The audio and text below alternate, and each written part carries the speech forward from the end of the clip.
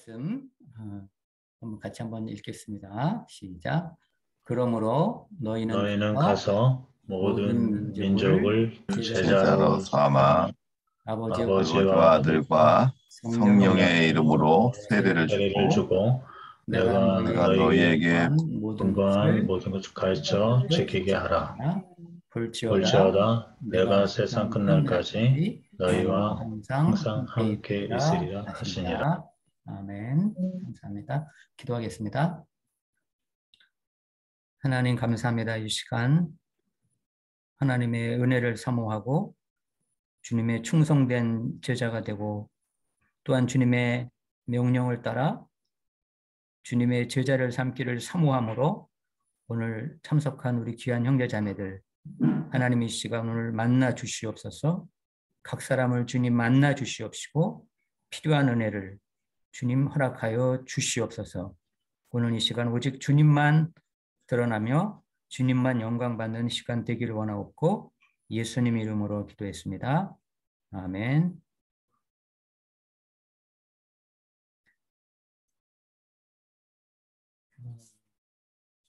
대면으로 했으면 강의를 못했을 텐데 그나마 이렇게 줌으로 하게 되어 여러분과 함께 은혜를 나눌 수 있어서 감사합니다.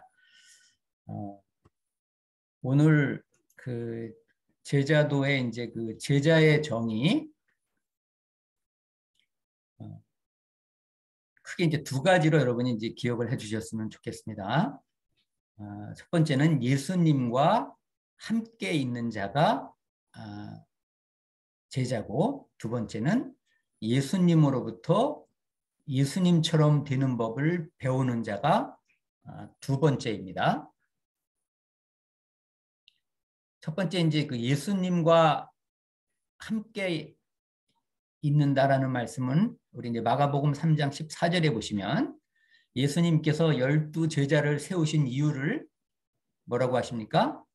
이는 자기와 함께 있게 하시고, 자기와 함께 있게 하기 위해서 예수님은 12를 세우셨다 이렇게 말씀을 하셨습니다.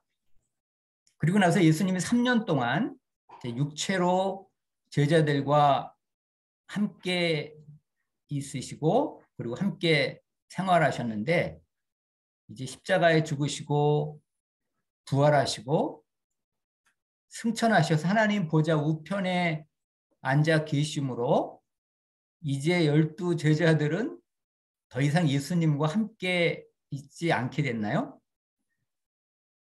절대 아니죠. 예수님께서는 그 고아와 같이 버려두지 아니하고 또 오늘 읽은 말씀에도 보면 세상 끝날까지 너희와 항상 함께 있겠다 이렇게 주님은 말씀을 하셨는데 아까 그 마태복음 28장에서 세상 끝날까지 너희와 항상 함께 있겠다라고 말씀하신 그 말씀은 승천하기 직전에 하신 말씀이시거든요. 바로 승천하실 텐데 예수님께서 어떤 형태로 세상 끝날까지 너희와 함께 하겠다는 말씀이신가요? 바로 그 말씀이 요한복음 14장 16절 17절에 나오는 그 보혜사 성령님을 통해서 세상 끝날까지 너희와 항상 함께 있겠다 이렇게 주님이 말씀하고 계시는 겁니다. 그러니까 3년 동안은 육체로 제자들과 함께 있었지만 부활 승천하시고 하나님 보좌 우편에 앉아 계셔서는 예수님이 첫 번째 보혜사인데 예수님과 똑같은 보혜사, 다만 육체가 아닌 영이신 성령님을 통해서 동일하게 제자들과 함께 있겠다는 거죠. 더군다나 너희와 함께 우리 마음 안에 제자들의 마음 안에 예수님이 더 가까이 육체로 계실 때보다도 더 가까이 제자들과 함께 있겠다고 우리 주님은 말씀하셨습니다. 여기 이제 그 다른 보혜사가 그 헬라어로 알로스라는 단어인데 뭐 시계와 성경책이 다르다 이런 다른 게 아니라 성경책이 하나 있는데 또 다른 성경책이 있을 때 그런 다른이에요. 그러니까 성령님이 오신 것은 예수님이 오신 것이고 성령님이 임재하시는 것은 예수님이 임재하신 것이고 성령이 충만한 것은 예수님이 충만하신 거예요. 그래서 우리 안에 성령님이 계시는데 사도 바울은 골로새서 1장 27절에 뭐라고 말합니까? 너희 안에 그리스도가 계신 것이 그게 핵심이다. 그게 비밀이다. 예수님이 성령으로 지금 우리 안에 계시겠다는 거지. 제자들 안에 계실 뿐만 아니라 지금 믿는 우리들 안에 예수님이 함께 계시는 것, 그것을 우리가 분명히 믿음으로 받아들일 때 첫 번째 제자의 조건이 완성이 되는 겁니다. 아, 그 예수님이 성령으로 지금 나와 함께 하시는구나. 다만 제자들과 함께 있을 때는 눈에 보이는 인간의 모습으로 가시적인 인간의 모습이었지만 이제 우리들에게는 눈에 보이지 않는 비가시적인 임재 형태로 성령님으로 지금 우리 안에 계시는구나 하고 그 예수님이 내 안에 계시다는 것을 늘 의식하고 그것을 믿음으로 받아들일 때 예수님의 제자가 될 수 있는 거죠. 자, 두 번째, 예수님처럼 되는 법을 배우는 자. 예수님도 나의 멍에를 메고 내게 배우라는 그런 말씀을 하셨잖아요. 나의 멍에를 메고 내게 배워라. 뭘 배우는 겁니까? 예수님처럼 되고 예수님처럼 사는 법을 배우라는 거예요. 그래서 로마서에도 하나님이 미리 아신 자들을 또한 그 아들의 형상을 본받게 하기 위하여 미리 정하셨다. 그 아들의 형상, 예수님을 본받게 하기 위하여 하나님이 우리를 정하시고 택하신 거죠. 그래서 존 스타트 목사님은 타락으로 인해 잃어버린 하나님의 형상을 하나님은 그리스도 안에서 회복시키셨다. 하나님의 형상을 본받는다는 것은 예수님을 닮는 의미이며 그리스도를 닮는 것은 영원히 예정된 하나님의 목적이다. 이렇게 존 스타트 목사님은 말씀하셨습니다. 그래서 헨리 나우에는 이렇게 우리에게 도전을 하고 있는 거죠. 우리는 지금 세상에 존재하고 있는 예수라고 말할 수 있어야 한다. 그것이 바로 하나님의 계획이라는 거죠. 그래서 제자가 가져야 될 두 번째 정의는 나는 정말 지금 예수님처럼 되고자 하는 갈망이 있는가? 그런 목표와 청사진이 있는가를 여러분이 생각하시면 되겠습니다. 자, 좀 더 이제 구체적으로 예수님처럼 된다는 것을 조금 더 쉽게 설명을 하면 지금 일상의 내 삶에서 예수님이 나라면 어떤 인격, 어떤 삶으로 살아가실까? 바로 그렇게 살아가는 거죠. 쉽게 설명한다면 내가 지금 남편이라면 나는 과연 예수님 닮은 남편이고 예수님 닮은 아내인가로 내가 주님의 제자인가를 점검하라는 거예요. 또 예수님 닮은 아빠이고 엄마인가?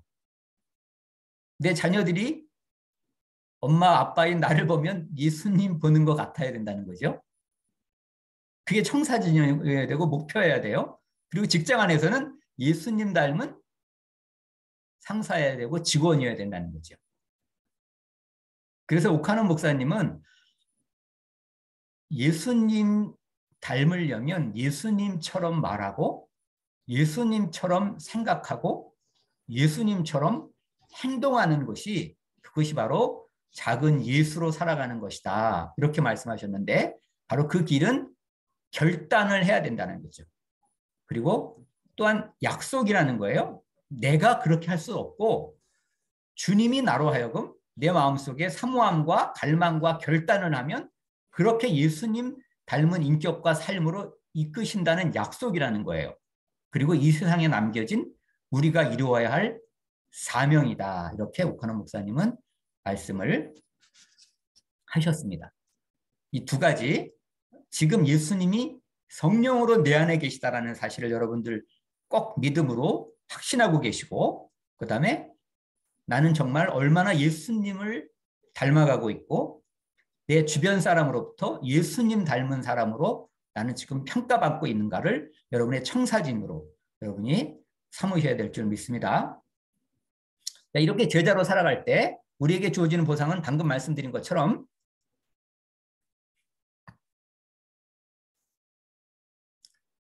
예수님을 실제적으로 닮아가게 된다는 거죠. 예수님을 닮아가는 것이 그냥 뭐 내가 주어가 돼서 닮아가는 것, 그거는 흉내밖에는 안 돼요. 우리가 어떻게 아인슈타인이 될 수 있습니까? 죽었다 깨나도 우리는 아인슈타인이 될 수 없듯이 우리는 아무리 두 주먹 불끈 쥐고 예수님을 닮으려고 해도 우리는 예수님을 절대 닮아갈 수가 없습니다. 예수님이 내 안에 들어오셨기 때문에 아인슈타인의 영이 내 안에 들어오면 내가 아인슈타인이 될 수 있는 것처럼 예수님의 영, 성령으로 예수님이 내 안에 들어오셨기 때문에 그리고 나와 연합했기 때문에 포도나무와 가지와 같은 관계가 됐기 때문에 우리가 이 예수님, 이 포도나무 대신 예수님께 붙어만 있으면 우리는 예수님을 닮아가게 되는 열매를 맺게 된다는 거죠. 그래서 후안 카를로스 오르티즈 목사님은 예수님께서는 성령을 통하여 우리 속에 거하시기 위하여 오셨고 우리를 통하여 흘러넘치기를 원하십니다. 그러므로 우리가 배워야 할 것은 이미 우리 속에 계신 분을 어떻게 해야 드러낼 수 있는가? 내 안에 계신 예수님을 어떻게 내 육체를 통하여 드러낼 수 있을까? 바로 그게 예수님을 닮아간다는 거라는 거예요. 그래서 우리가 할 일은 오직 포도나무 안에 거하는 겁니다. 죽기 살기로 포도나무에 붙어 있는 거예요. 그게 우리가 할 일이에요. 그러면 주님이 오직 주님만이 하실 수 있는 일을 우리 안에서 우리를 통하여 하실 수가 있는 거죠. 그래서 예수님이 내 안에 계시다라는 것을 믿음으로 분명히 확신하고 있는 것이 너무나 중요하다는 거예요. 그걸 통해서 내가 예수님을 닮아가는 게 아니라 예수님이 내 안에서 나를 통하여 일하시고 내가 예수님을 닮아가도록 이끌어 가신다는 거예요. 그게 제자에게 주어진 보상이고, 두 번째는 그렇게 예수님을 닮아갈 때 자연스럽게 예수님이 말씀하신 풍성한 삶을 누리게 됩니다. 존 오트보그 목사님이 이렇게 표현을 했는데요. 예수님이 전하신 복음은 천국의 삶, 즉 하나님의 나라의 삶을 지금 누릴 수 있다는 것이다. 누구든지 그분의 제자가 되면 지금 하나님의 나라에 들어가 사는 법을 배울 수 있고 그 나라를 누릴 수 있다. 이렇게 얘기했거든요. 하나님 나라 천국은 죽어서만 경험되는 것이 절대 아니라는 겁니다. 지금 내가 살아있을 때 예수님이 내 안에 들어오심으로 말미암아 주님이 내 마음을 다스리시고 내 삶을 다스리실 때 하나님의 나라의 삶, 천국의 삶이 시작됐고 천국에 우리는 들어갈 수 있는 것이고 천국의 삶을 누릴 수가 있는 거예요. 그게 바로 회개하라 천국이 가까이 왔느니라 그 말씀입니다. 그 천국이 누려질 때 예수님이 누리는 평안, 세상이 주는 것 같지 않은 근심과 두려움이 없는 그런 평안을 누리게 되는 것이 제자의 보상이죠. 그리고 하나님 나라는 로마서 14장 17절에 나오는 것처럼 오직 우리의 심령 속에서 성령을 통해서 경험되어지는 의와 평강과 희락의 삶이고, 좀 더 구체적으로 천국의 삶을 묘사하는 것이 바로 시편 23편이기 때문에 여러분이 시편 23편을 자주 묵상하시면서 나는 정말 여호와가 나의 목자이시기 때문에 정말 부족함이 없는지,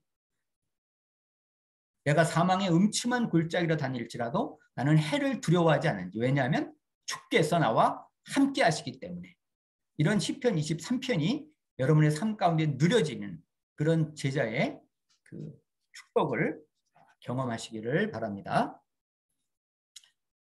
자, 이제 제자의 그 3요소, 조금 더 제자라면 그 나타나야 되는 그 3가지 요소가 있는데, 이 제자의 3요소는 그 어떻게 요 3가지를 여기에 이렇게 들어가게 됐느냐 하면, 90년도 그 이제 BBB 전신이죠. 금융기관 그 성경 공부 모임 그 초창기에 그때 이제 그 순장들이 워크숍을 앞두고 주제를 하나씩 맡았는데 제가 그 제자도라는 주제를 처음으로 그때 맡게 됐었습니다. 저도 뭐 그 당시에는 처음 맡게 되고 또 너무 또 광범위한 것 같기도 하고 또 새롭기도 하고 그래서 도저히 어떻게 워크숍 자료를 만들어야 될지 감이 안 잡혀서 하나님께 제가 기도를 드렸었어요. 주님 어떻게 이 제자도 워크숍 주제를 만들어야 될지 알려달라고 주님께 기도를 하고 있었는데 주님께서 수요 예배를 참석하라고 그러시더라고요. 그 당시 제가 수요 예배는 참석을 안 하고 있었거든요. 그래서 주님의 음성에 순종해서 수요 예배를 참석을 했더니 그 당시 이제 그 오카노 목사님이 목회자들을 대상으로 평신도를 깨운다 그 제자훈련 세미나를 하고 계셨어요. 이제 목회자들만 대상으로 했기 때문에 평신도들은 강의를 들을 길이 없는데 그날 수요 예배에 처음으로 오카노 목사님이 제자도라는 주제로 일반 성도들도 들을 수 있는 그렇게 오픈을 해놓고 목회자 세미나를 수요 예배 때 제자도 강의를 하신 거예요.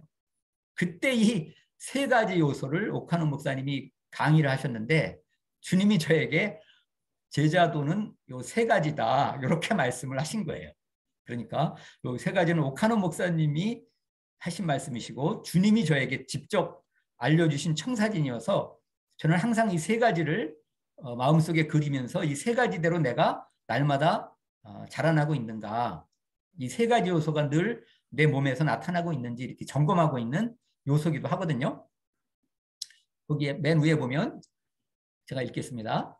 인격적인 전적 위탁이 없이는 제자도가 존재할 수 없고 증인의 요소가 없이는 그 궁극적인 비전을 상실하게 되며 종의 요소가 따르지 않으면 제자도의 맛을 잃어버리고 만다. 이 세 가지 이해가 되시죠?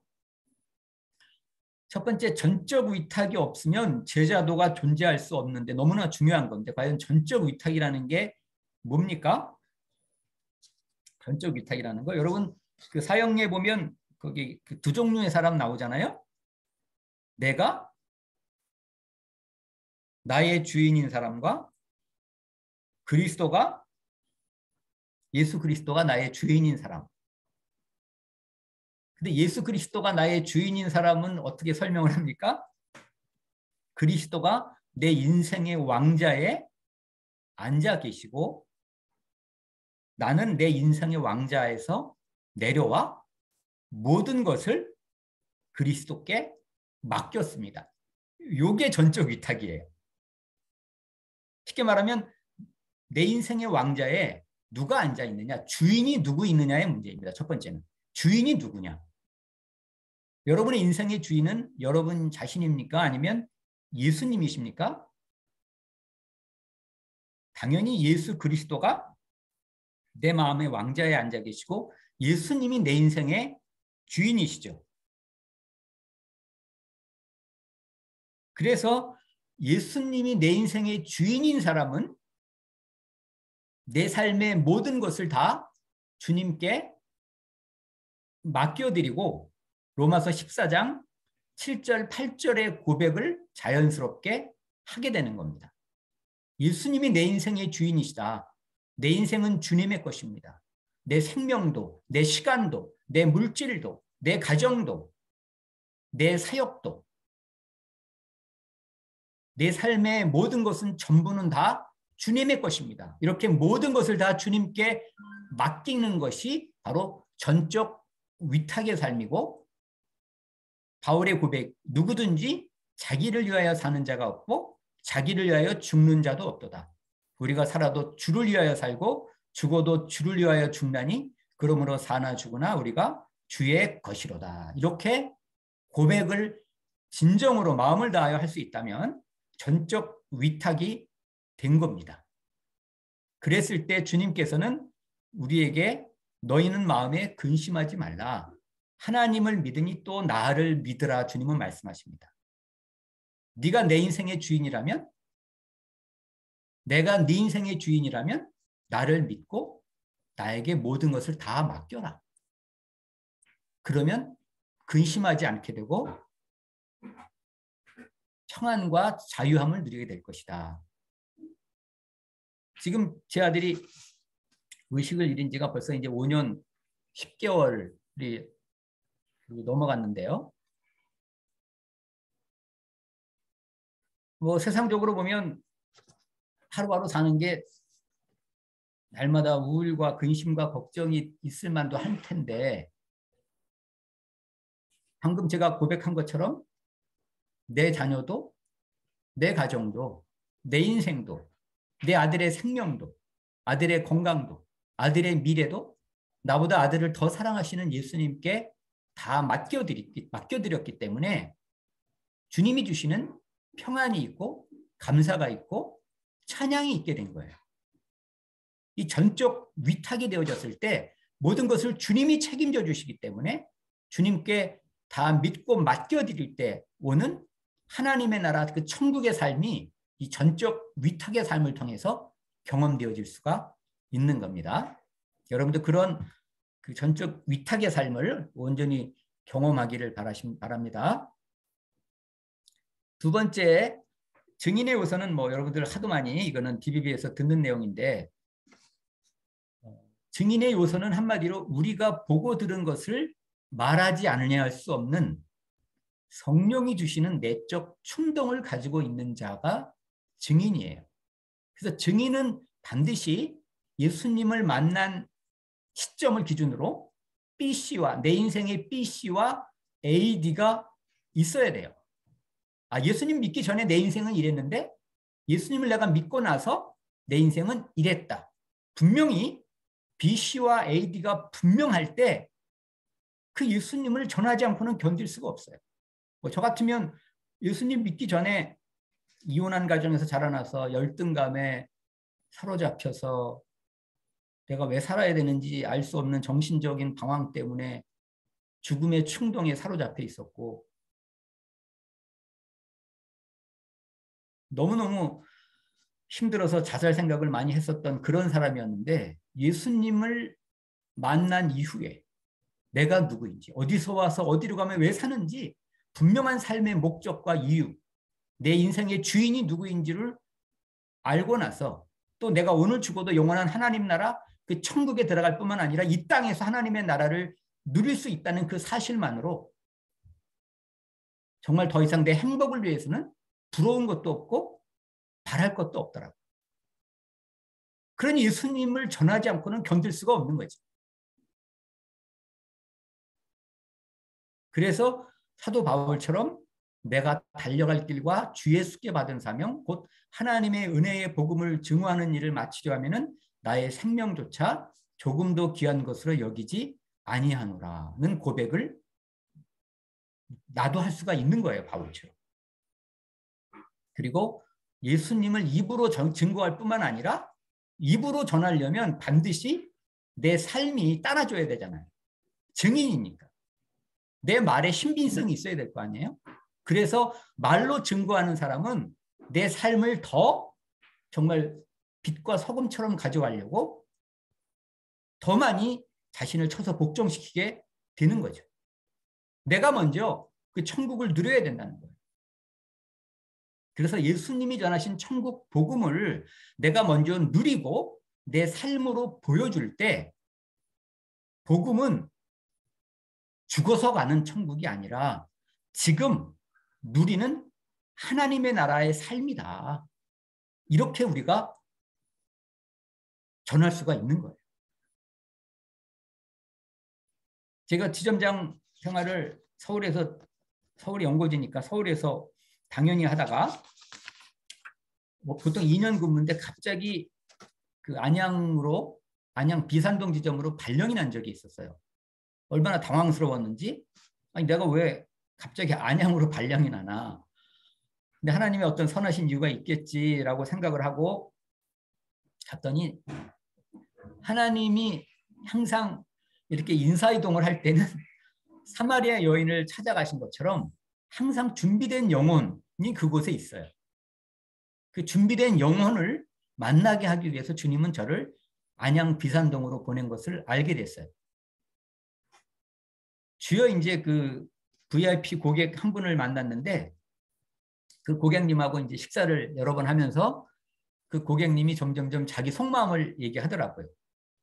자기 와이프가 우울증이라는 거예요. 갱년기 우울증. 뭐 얼마나 자기를 힘들게 하는지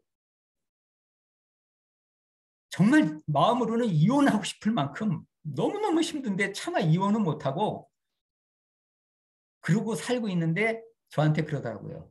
지점장님 하루라도 좀 평안해 왔으면 좋겠습니다. 그러면서 하는 말이 근데 지점장님은 늘 이렇게 뵐 때마다 얼굴이 참 이렇게 평안해 보이세요. 그러는 거예요. 근데 그 말을 딱 듣는 순간에 나 예수님 믿고 싶어요. 전도해 주세요. 딱 주님이 그렇게 그 사장님 입술을 통해서 말씀하시는 것 같더라고요. 그래서 제 이제 그 아들 상황을 말씀을 드리고 쉽지 않은 제 가정 상황을 말씀을 드렸더니 그 사장님이 아니 어떻게 그런 상황에서 얼굴이 그렇게 평안하실 수가 있냐고 그러시더라고요. 그래서 사장님 제가 비결을 말씀드릴까요? 알려드릴까요? 그랬더니 그러면 너무 감사하죠. 그래서 그날 예수님을 전해서 이제 예수님을 영접을 했는데 한 달 만에 제가 드린 그 신약 성경을 다 읽으시고 머리맡에 두고 주무신다고 하시는데 저한테 만나서 하시는 말씀이 이제는 내가 평안을 누리게 됐다고. 그리고 30년 끊은 담배를 예수님 믿은 확실하게 내가 예수님 믿기 위해서 담배도 끊었다고 그렇게 저한테 자랑을 하시더라고요.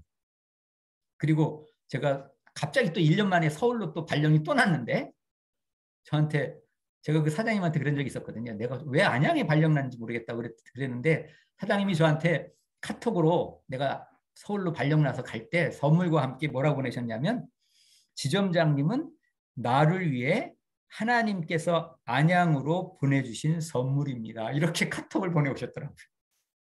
그러니까 한 영혼을 구원하시기 위해서 저를 그곳에 보내셨던 주님의 놀라운 계획에 감사를 드립니다. 자, 세 번째, 종의 요소입니다. 종의 요소는 그리스도 예수의 마음을 품고 사랑으로 섬김의 삶을 사는 것이 종인데요.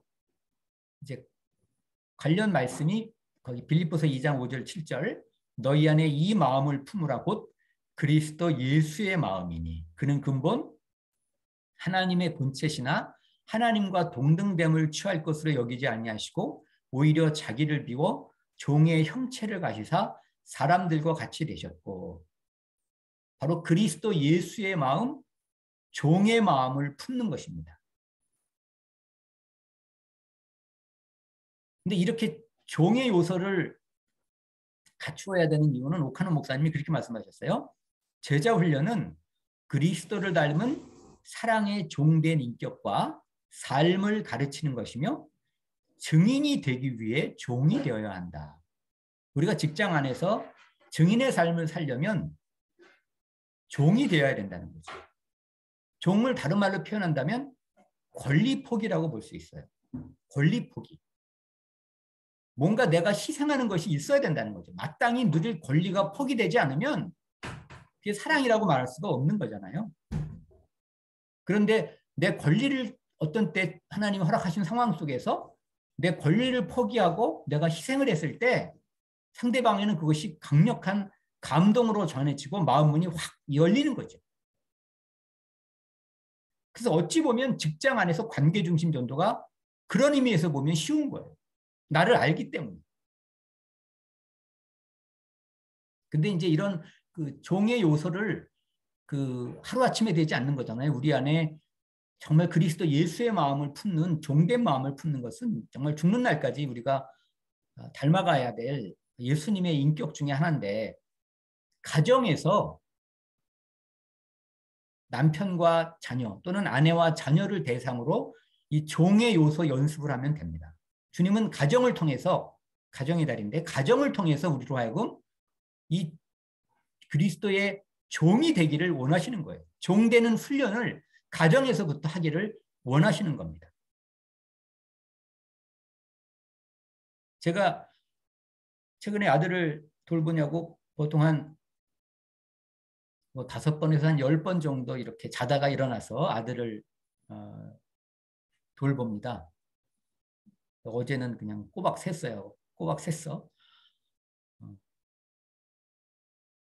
근데 예전에, 지금은 이제 뭐 5번, 10번 일어나는 게 뭐 그냥 견딜만 하고 또 감당할 만한데, 꽤 오래전에 아들이 의식이 있었을 때, 대학 다닐 때도 그때도 종종 일어났거든요. 한두 번, 두세 번.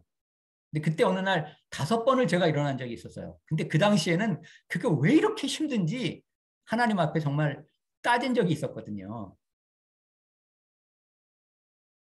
그랬더니 하나님 그때 저에게 주셨던 말씀이 이 마가복음 10장 45절 말씀으로 저에게 주님이 음성으로 말씀하셨어요. 인자가 온 것은 섬김을 받으려 함이 아니라 도리어 섬기려 하고 자기 목숨을 많은 사람의 대성물로 주려 함이니라. 나는 너를 섬기기 위해서 잠뿐만 아니라 내 생명을 주었다. 나는 너를 위해서 내 생명을 주었다.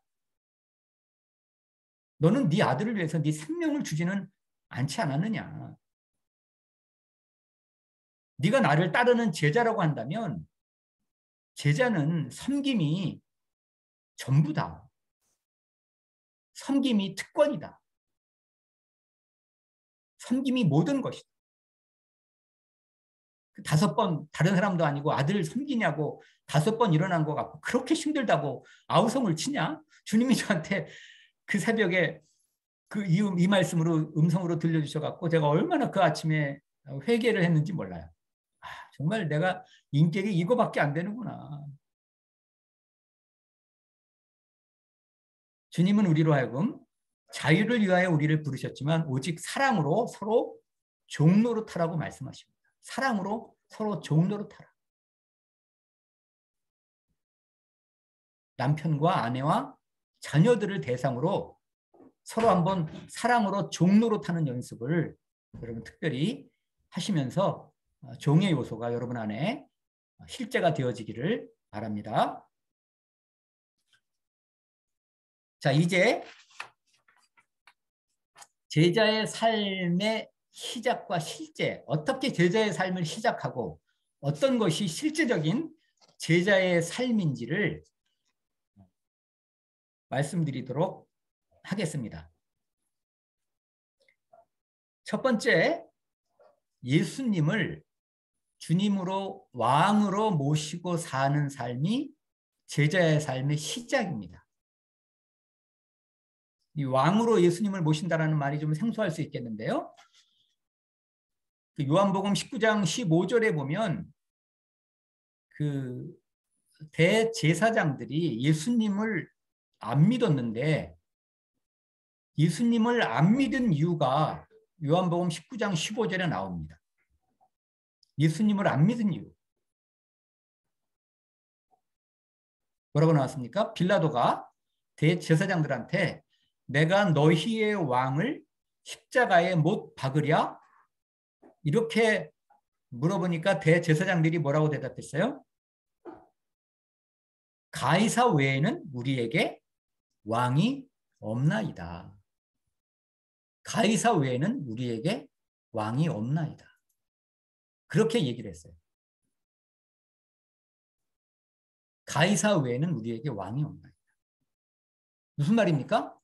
예수님을 왕으로 모시기 싫다는 거예요. 예수님을 믿는다는 말은 예수님을 왕으로 모셔야 된다는 거거든요.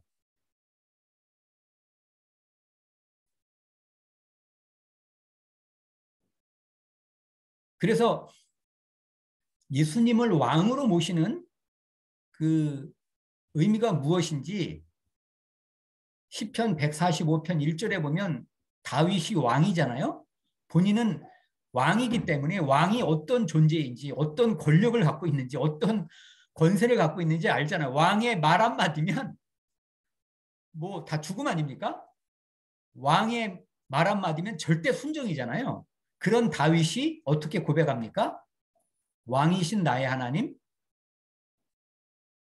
내가 주를 높이고 영원히 주의 이름을 송축하리이다. 왕이신 나의 하나님. 다윗이 이 왕이신 나의 하나님을 찬양을 하면서 어떤 심정이었겠습니까?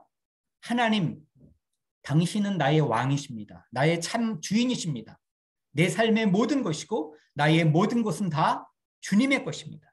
내 삶을 주님 마음대로 주관하시고 주님 뜻대로 내 모든 것을 사용하시고 나를 다스리시옵소서. 주님 말씀만 하시옵소서. 내가 순종하며 따르겠습니다.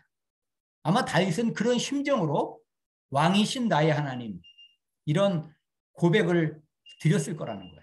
그래서 여러분이 예수님을 왕으로 모신다는 얘기는 바로 동일한 고백. 늘 항상 24시간 주님이 나의 왕이십니다. 말씀만 하십시오. 내가 순종하겠습니다. 말씀만 하십시오. 내가 순종하겠습니다. 늘 주님의 음성에 귀를 기울이고 하나님의 말씀을 읽을 때나 묵상할 때도 순종할 마음으로 읽어야 된다는 거죠. 바로 그게 예수님을 왕으로 모시고 사는 삶이에요. 왕이 내 안에 계시기 때문에 늘 내 생각과 내 말과 내 행동에 있어서 왕 대신 예수님을 의식을 해야 되는 거예요. 그게 왕 대신 왕을 모시고 사는 사람의 자세인 겁니다. 함부로 말하면 안 되고 함부로 생각하면 안 되는 거죠. 함부로 행동하면 안 되는 거예요. 늘 왕 대신 예수님을 의식하고 그분께 묻고 그분의 인도함을 받아야 되는 것이 왕 대신 왕으로 모시고 사는 삶이 되는 겁니다. 그래서 예수님께서도 너희는 나를 불러 주여 주여 하면서도 어찌하여 내가 말하는 것을 행하지 않느냐. 반드시 예수님을 왕으로 모시는 삶은 이 순종이 따라가지 않으면 왕이 예수님이 아니라는 거예요. 예수님을 믿는 게 아니라는 거죠.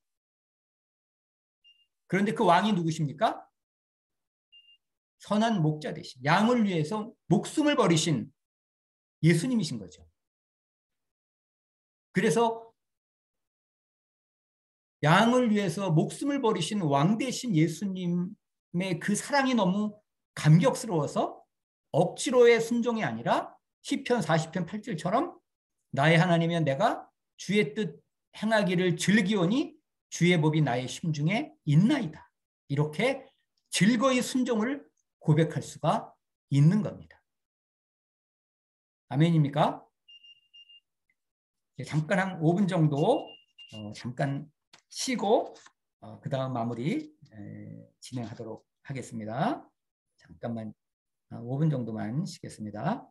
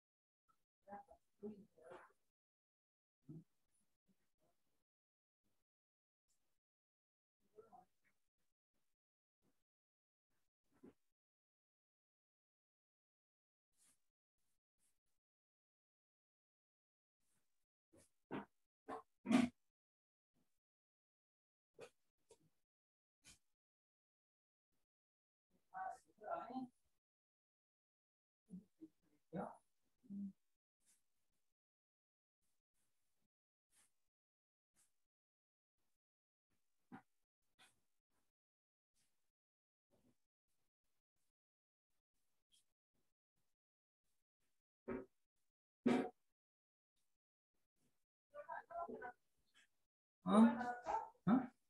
한 30분? 그렇죠. 45분.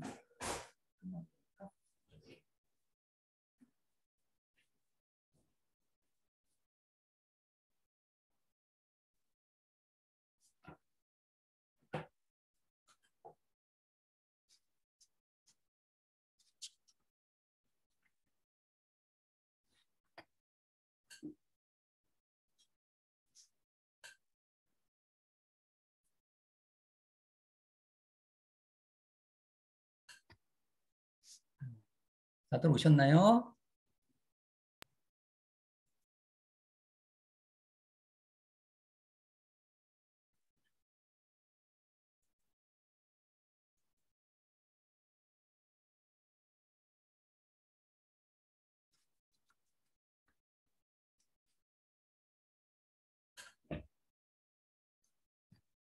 자, 계속 이어서 시작하겠습니다.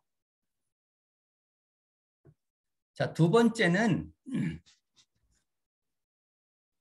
나는 죽고 예수님으로 사는 삶이 제자의 삶입니다.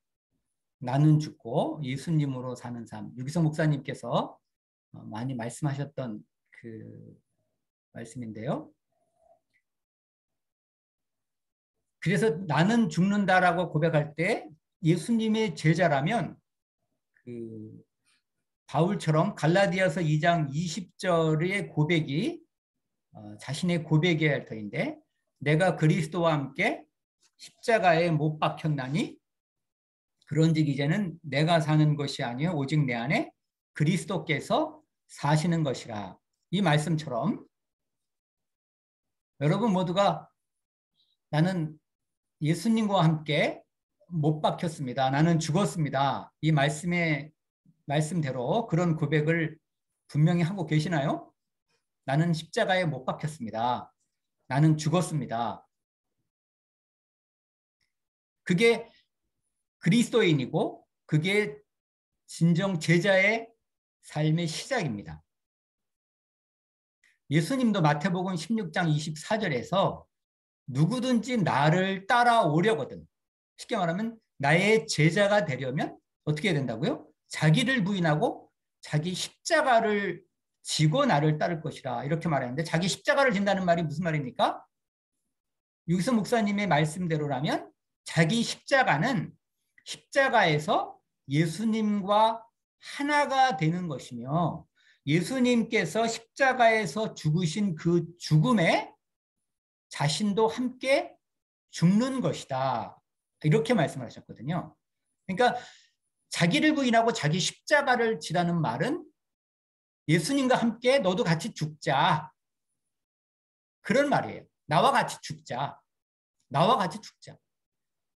예, 나는 죽었습니다. 이렇게 고백하는 것이 제자로서 예수님을 따라갈 수 있는 삶이 되는 거죠. 왜 그러면 우리가 그렇게 십자가를 꼭 져야만 됩니까? 제시펜 루이스가 진정 우리를 괴롭게 하는 것은 십자가가 아니라 십자가가 없는 것이다. 그런 말을 했거든요. 우리는 십자가가 부담스럽게 생각을 하지만 실제로는 십자가가 우리를 괴롭게 하는 것이 아니라 십자가가 없는 것이 우리를 괴롭게 한다는 거예요. 한번 여러분 생각을 해보세요. 주변에 많은 분들이 염려하고 걱정하고 근심하고 다 누가 하는 겁니까? 내가 하는 거예요. 내가 죽지 않아서. 내가 죽지 않았기 때문에 세상의 모든 괴로움을 다 짊어지고 살아가는 겁니다. 또 왜 십자가를 지고 죽어야만 합니까? 저는 예전에 예수님을 뜨겁게 믿었기 때문에 정말 예수님처럼 그런 거룩한 삶을 살고 싶었고 정말 말씀대로 살고 싶었어요. 그런데 남자들의 약점이 뭡니까? 음란함이잖아요. 음란함. 거룩함. 하나님의 뜻은 이것이니 곧 너희의 거룩함이라 곧 음란을 버리고 그런데 그 음란한 생각에 자주 노출이 되고 그런 은밀한 죄에서 제가 완전히 자유롭지 못한 적이 있었어요. 도대체 내가 뭐가 문제인가? 헌신이 덜 됐나? 뭐 성령 충만할 때는 괜찮지만 잠깐 성령 충만하지 않을 때는 마귀는 뭐 여지없이 저에게 그런 은밀한 죄로 저를 끌고 간 적이 있었거든요. 너무너무 괴롭더라고요. 정말 거룩하게 살고 싶고 말씀대로 살고 싶은데. 근데 어떻게 이 은밀한 죄에서 자유롭게 될 수 있는지 아무리 두 주먹 불끈 쥐고 노력을 해도 안 되는 거예요. 여러분들 그런 경험이 있으신지 모르겠어요. 갈망이 클수록 괴로움이 더 크더라고요.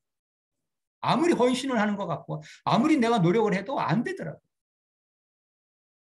그런데 어느 날 그 금융기관 연합 그 성경 공부 모임 그때 이제 수련회 때 일일 수련회 때 어떤 목사님이 메시지를 전하시는데 베드로 이야기를 하더라고요. 베드로가 누가복음 22장 33절에 보면 주님이 너희가 다 나를 버릴 거라고 했을 때 베드로가 뭐라 그럽니까? 주여 내가 주와 함께 옥에도 가고 죽는 데에도 가기를 내가 각오하였나이다. 다른 사람은 다 버려도 베드로는 나는 주님과 함께 죽고 같이 감옥에도 갈 것이니까 나는 절대 주님 부인 안 합니다. 베드로의 진심이잖아요. 정말 주님을 사랑했고 정말 그게 베드로의 진심이었잖아요. 그런데 베드로가 어떻게 됐습니까? 그런 두 주먹 불끈 쥐고 결심을 하고 각오를 하고 정말 주님을 부인하고 싶지 않았는데 부인해버리고 말았어요. 그래서 다구름 소리가 들렸을 때 예수님이 하신 말씀이 생각이 나서 누가복음 22장 62절에 보면 심히 통곡하니라 그런 표현이 나와요. 심히 통곡하니라. 너무너무 괴로운 거예요. 베드로는 정말 주님 부인하고 싶지 않았는데 주님을 부인해버리고만 자기 자신이 너무너무 미웠을 거예요. 정말 죽고 싶었을 거예요. 죽고 싶었을 거예요. 근데 그 베드로가 정말 죽고 싶은 그 심정, 그래서 통곡한 그 심정이 딱 제 심정이더라고요. 제가 말씀대로 살고 싶은데 은밀한 죄 안 짓고 거룩하게 살고 싶은데 그렇게 살 수 없는 나의 모습과 너무 오버랩이 되면서 막 너무너무 공감이 가는 거예요. 아, 얼마나 베드로가 괴로웠을까. 나도 정말 너무너무 괴로운데. 근데 그런 베드로가 어느 날 변했잖아요. 죽음을 두려워하지 않고 복음을 전하고 오히려 매맞는 거를 자랑스럽게 여기고 담대하게 복음을 전하고 십자가에 거꾸로 못 박혀 죽었다고 하는데 어떻게 그렇게 변했나요? 베드로가 달라진 게 있나요? 베드로는 그대로잖아요. 뭐가 달라진 겁니까? 성령이 오신 거예요. 성령이 오신 거예요. 베드로는 똑같은 베드로는 그대로 있는데 성령이 오신 거예요. 다시 말하면 예수님이 베드로 안에 오신 거예요. 예수님이 베드로로 하여금 그렇게 죽음을 두려워하지 않고 담대하게 복음을 전할 수 있도록 베드로를 바꾸어 놓으신 거죠. 정답은 뭡니까? 성령님이시고 성령으로 오신 예수님이 베드로 안에 오신 거예요.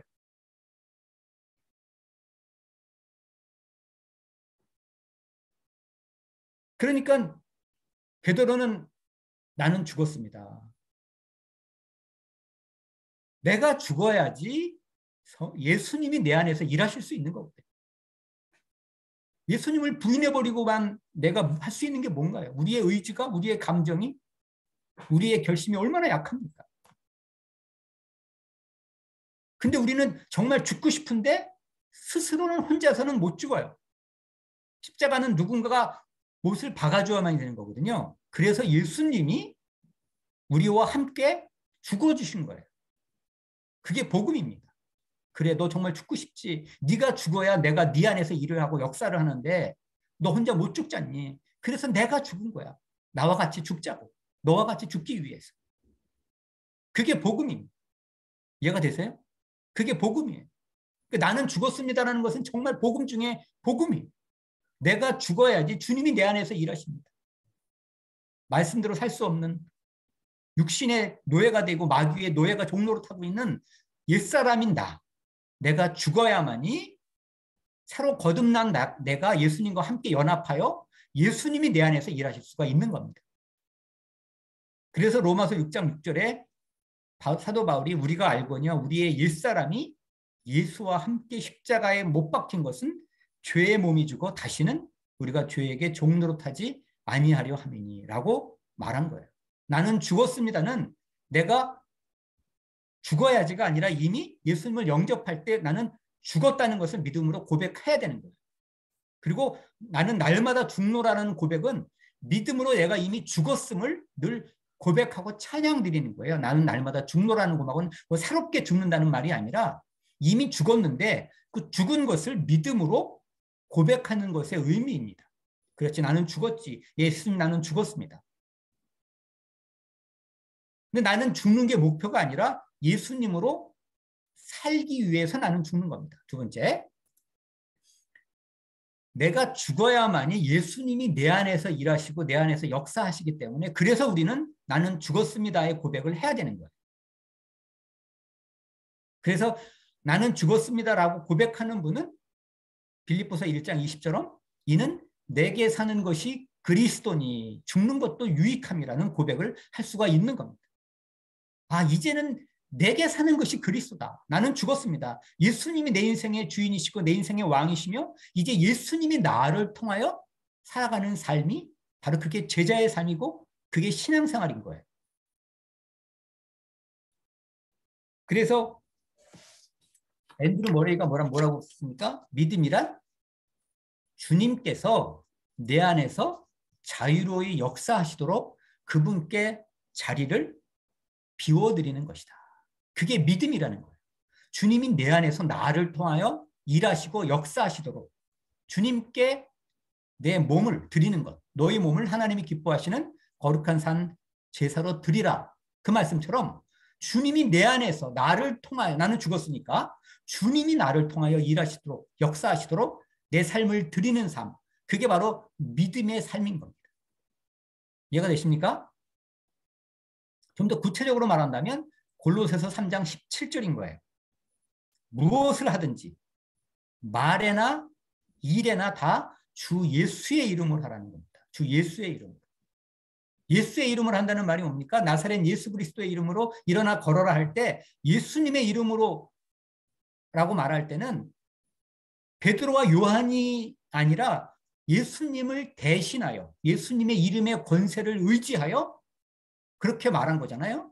그래서 예수님의 이름으로 말이나 일을 하라는 말은 예수님이 나를 통하여 일하시도록 내가 예수님을 대신하여 예수님처럼 그 말이에요.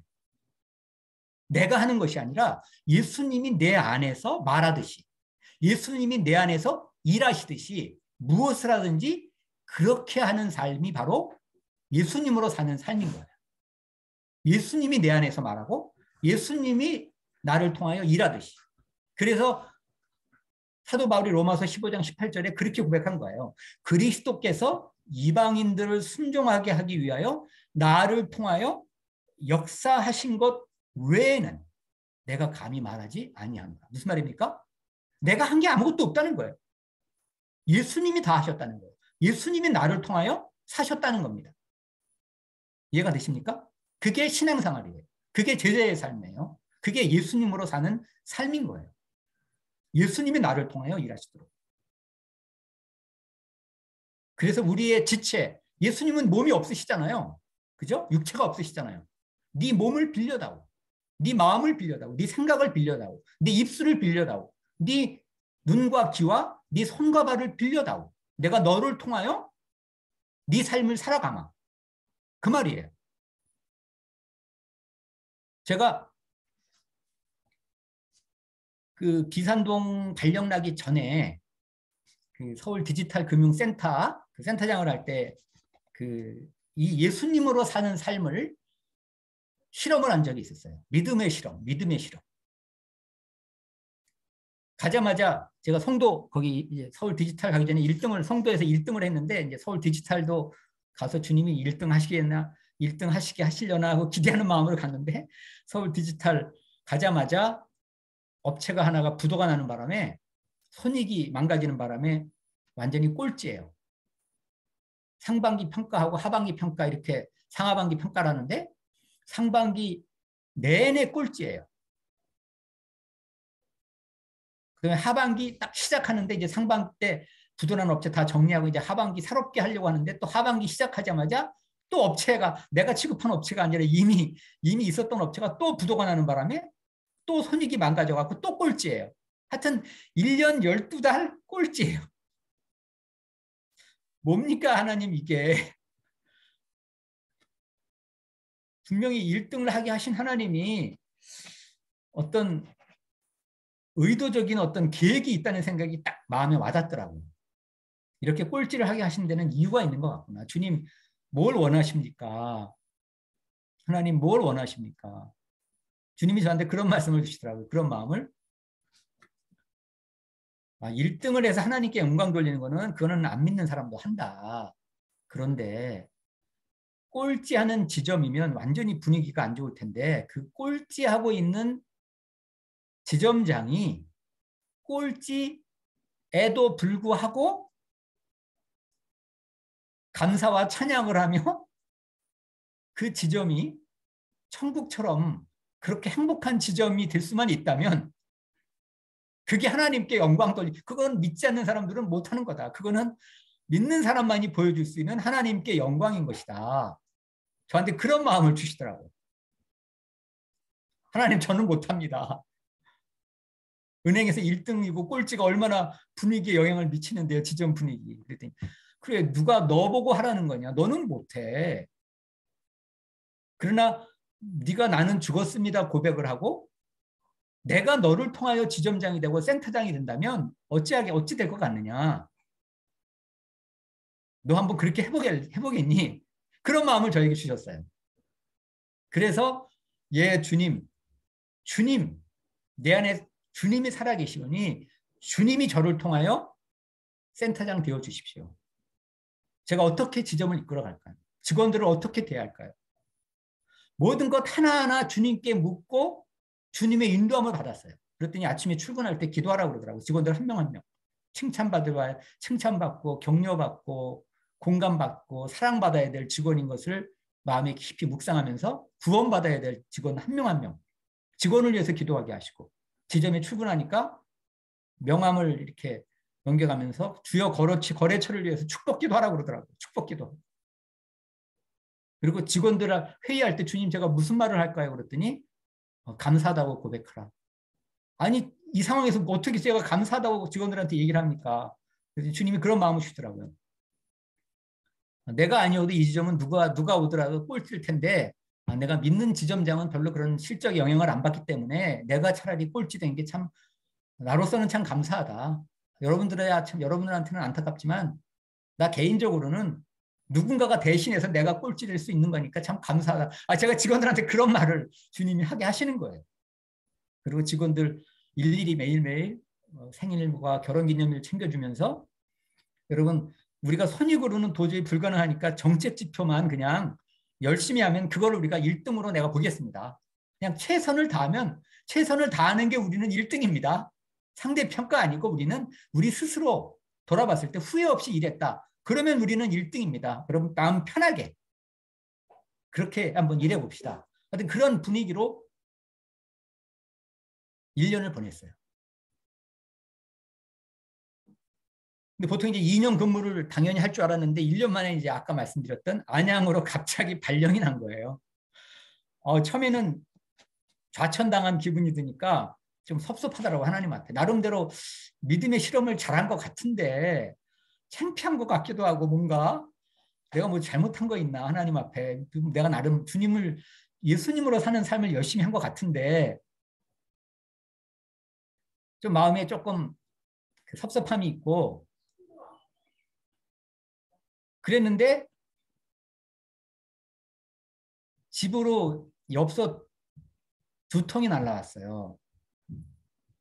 그래서 보니까 2명 다 이제 그 센터에 있을 때 예수님을 영접하고 신앙생활을 시작한 직원들인데 한 여직원은 저한테 아버지가 생각이 나서 아버지가 없으신 분인데 센터장님 양복이 많이 허른 것 같다고 양복 한 벌을 어떻게 내 치수를 알고 양복 한 벌을 보내온 거예요. 그리고 아버지도 생각하고 드리는 거니까 절대 거절하시면 안 된다고. 한 여직원은 그렇게 해서 양복을 보내왔고 또 한 여직원은 엽서를 보내왔는데 제가 한번 읽어드릴게요. 이거는 이제 내 자랑이 아니라 예수님으로 사는 믿음의 실험을 했는데 예수님이 얼마나 나타냈는지를 제가 알려드리기 위해서 그 편지를 읽어드리는 겁니다. 이렇게 엽서를 중략하고 보면 센터장님과 이야기를 나누다 보면 저는 예수님과 이야기를 나누는 기분이 들고 한 번도 느껴보지 못한 예수님의 존재에 대해 생각을 하게 되고 그분을 믿고 싶은 마음을 들게 해주셨습니다. 그 은혜를 절대 저버리지 않고 진짜 크리스찬이 되보려 합니다. 천국은 감히 상상으로도 느껴보지 못했지만 천국이라는 것은 센터장님과 함께했던 1년처럼 행복한 곳이라 믿습니다. 하여튼 이런 식으로 편지를 보내와서 주님이 저를 예수님이 드러나셨구나. 어쨌든 예수님 2명이 확실하게 영접을 했으니까요. 그리고 교회도 다녔거든요. 둘 다. 그래서 예수님으로 사는 믿음의 실험을 한번 해본 건데 예수님이 드러나잖아요. 그 어찌 보면 제일 분위기 안 좋아야 될 그 지점이 천국 같은 지점. 어떤 직원은 뭐 사랑이 무엇인지 배웠다고 하는 등 같은 별의별 이제 직원들이 나한테 그런 얘기를 했는데 어쨌든 주님이 우리 안에서 일하시도록 하신다면 내가 할 수 없는 그런 놀라운 일들이 일어난다는 거예요. 이해가 되십니까? 자, 세 번째, 예수님으로 사는 삶을 다른 말로 말하면 예수님과 친밀히 동행하는 삶이라고 말할 수 있습니다. 예수님과 함께 사는 삶, 예수님과 동행하는 삶이라고 말할 수 있어요. 예수님과 함께 산다는 거죠. 예수님으로 산다는 거는. 그래서 데살로니가전서 5장 10절에 보면 그리스도께서 우리를 위하여 죽으신 것은 우리가 깨어 있든지 자고 있든지 그리스도께서 그리스도와 함께 살게 하시려고 하는 것입니다. 이런 말씀이 있어요. 예수님이 왜 죽으셨다고요? 우리와 함께 살고 싶다고. 여러분 예수님과 함께 살고 계십니까? 예수님과 함께 살고 계세요? 저도 유기성 목사님 메시지 듣기 전에 이 고난이 오기 전에는 예수님이 그냥 내 안에 계시다는 것을 교리로만 알았어요. 그리고 나름 저는 예수님과 동행한다고 생각을 했어요. 그런데 이 고난을 통해서 또 유기성 목사님 말씀을 통해서 예수님과 동행하는 삶이 무엇인지를 알고 보니까 제가 예수님과 동행을 안 했더라고요. 제대로 동행은 안 한 거예요. 예수님과 동행하지 않았던 세 가지 이유를 제가 말씀을 드릴게요. 여러분 한번 점검해 보세요. 여러분 예수님과 동행한다고 여러분 생각하세요? 최소한 예수님과 동행을 한다면 이 세 가지가 돼야 돼요. 첫 번째, 예수님이 나를 따르라 하시고 부르신 것은 함께 살자고 동행하자고 부르신 것인데 첫 번째, 예수님이 내 안에 계시면 나와 함께 살고 계시면 아무도 보지 않을 때 은밀한 죄를 짓는 게 가능합니까? 불가능합니다. 사람이 보는 모든 사람들이 다 보고 있는데 거기서 음란한 동영상 보는 사람이 있어요? 예를 들면 없잖아요. 사람이 보고 있으면 나쁘진 못해요. 절대. 아무도 안 본다고 아무도 모를 거라고 생각하니까 나쁜 짓을 하는 거 아닙니까? 은밀한 죄를 짓는 거 아니에요? 그런데 예수님이 나와 함께 계시고 성령으로 나와 함께 살고 계시는 것이 믿어지고 실제 그렇게 예수님과 동행한다면 아니 예수님이 보고 계신데 어떻게 은밀한 죄를 어떻게 어떤 죄를 질 수가 있냐 말이죠. 말이 안 되잖아요. 그렇지 않나요? 그러니까 예수님과 동행하는 사람은 은밀한 죄가 불가능합니다. 늘 예수님을 항상 의식하고 눈에 보이지는 않지만 영으로 우리 안에 계신 그 예수님을 의식하고 늘 그분을 보이는 분처럼 바라보기 때문에 은밀한 죄를 지을 수가 없어요. 생각으로 죄를 지을 수가 없어요. 생각이 스치고 지나갈 수는 있지만 그거를 가룟 유다처럼 마음에 품을 수가 없어요. 절대. 예수님이 다 보고 계시고 알고 계신데 어떻게 죄를 집니까? 가끔가다 목사님들 무너지고 또 우리은행의 어떤 직원 무너지고 그런 무너지는 이유는 예수님과 동행을 안 했기 때문에 그래요. 예수님이 나와 함께 계시다는 것을 전혀 모르는 거예요. 머리로만 알고 있는 거예요. 교리로만. 이해가 되십니까? 두 번째, 저는 아침에 저녁에 나름 기도 생활, 말씀 생활 참 많이 했어요. 아침에 1시간 반 기도하고 어떤 때는 저녁에 1시간 반 기도하고 나름 성령 충만하다고 생각을 했고 예수님과 교제를 잘하고 있다고 생각을 했는데 지금 생각해 보니까 아침에 주님과 깊이 교제하고 출근하면서 예수님 말은 안 했지만 은행 다녀올게요. 뭐 이런 것 같아요. 예수님 나 은행 갔다 올게요. 아니 예수님이 집에서 말씀 보고 기도할 때만 주님과 함께 교제합니까? 아니 그 예수님이 나와 함께 하시면 운전을 하고 가면서나 일을 할 때나 늘 예수님과 함께 교제하고 대화하고 친구처럼 그렇게 살아가는 거잖아요. 예수님은 그렇게 살기 위해서 내가 문 밖에 서서 두드리노니 누구든 내 음성을 듣고 문을 열면 내가 그에게로 돌아가 그로 더불어 먹고 그는 나로 더불어 먹으리라. 나와 함께 밥 먹자. 늘 아침, 점심, 저녁 세 끼 밥 먹자. 함께 살자. 그 말 함께 살기 위해서 왔는데 나는 아침과 저녁 시간을 따로 떼어내서 말씀 보고 기도할 때만 예수님과 교제한다고 생각을 했다는 거예요. 그건 예수님과의 동행이 온전한 동행이 아닌 거죠. 이해가 되십니까? 걸어갈 때나 운전할 때나 일할 때나 늘 예수님과 대화하는 거. 그게 쉬지 말고 기도하라는 거예요. 그게 쉬지 말고 기도하는 삶이에요. 늘 예수님과 대화하는 삶. 그게 쉬지 말고 기도하는 삶인 거예요. 이해가 되십니까? 그게 동행하는 삶인 거예요. 그게 예수님을 친구로 모시고 사는 삶인 거죠. 모든 것을 예수님과 상의하고. 그래서 로렌스 형제는 이렇게 얘기했어요. 일하는 내내 주님이 바로 옆에 계신 것처럼 끊임없이 그분께 말을 걸면서 내 일을 그분께 드리고 그분의 도심에 감사를 드렸다. 어떻게 했다고요? 항상 주님이 바로 내 옆에 계신 것처럼 끊임없이 그분께 말을 걸면서 일을 했다는 거예요. 이게 바로 예수님과 동행하는 삶인 거예요. 자, 마지막 세 번째가 뭡니까? 예수님은 요한복음 20장에 부활하신 이후에 베드로에게 나를 따르라 그랬어요.